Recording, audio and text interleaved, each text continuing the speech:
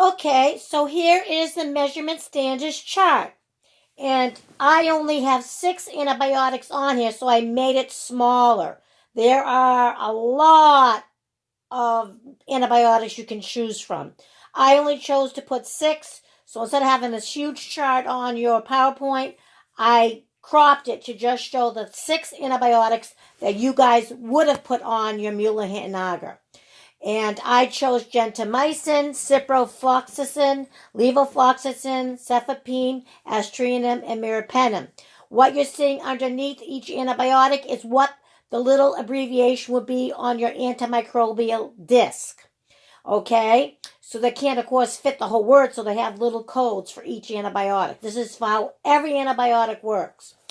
So you see, you measure the zone of inhibition in diameter, millimeters. And again, this disc itself is 6. So if the organism, the bacteria, grows right up to the disc, you'll say, oh, this is great at 0. Yeah, it's still easy. You don't have to measure it. But it's 6. Because the ruler on the disc would be 6, the size of the disc.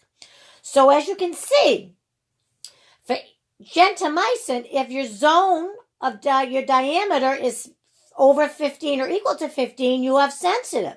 Now look, though, at aztreonam. If it was 15, it would be resistant. So it's not like for every antibiotic, the zone sizes match on this chart.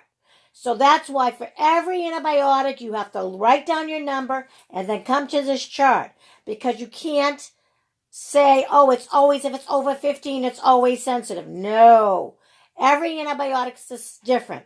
The only thing you can count on is if it grows up to the disc. If the bacteria grows right up to it, it's obvious that antibiotic isn't working.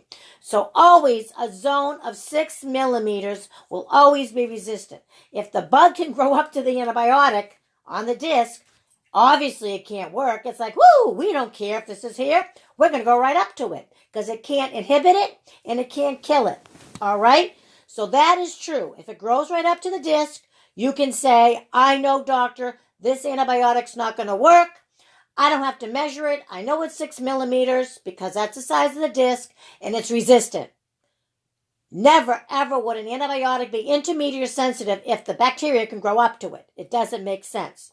So if you were in the lab doing this lab exercise, you would have a copy of this chart on your table.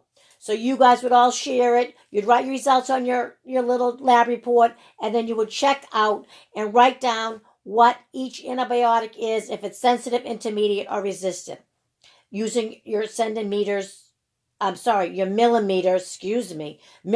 on your ruler.